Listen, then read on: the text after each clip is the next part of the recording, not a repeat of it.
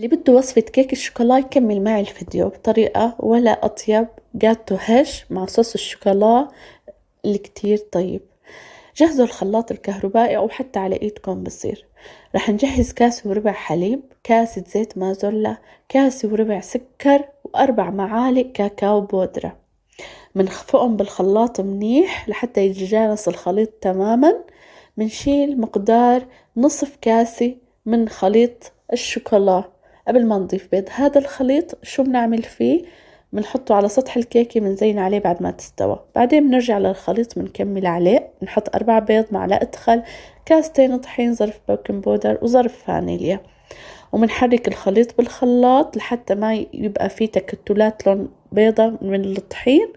ومنجهز نحمل الفرن على درجة حرارة 170، ومنحط قالب الكيك بالنص بالمنتصف لمدة 20 دقيقة، ومنشوفه إذا استوى ولا لا. مندخل عود خشبة، إذا ما لزق فيه شي على حوافه بيكون استوى الكيك، وإذا لزق شي منخليه كمان.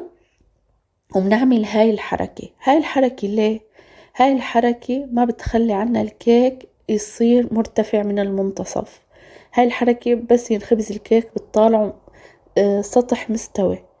هلأ في صورة ماني عاملة هالحركة بعد الفيديو ورح تكون مرتفع لأني ما عملت هالحركة، وفي كيك عملت الحركة كان سطح ساوي.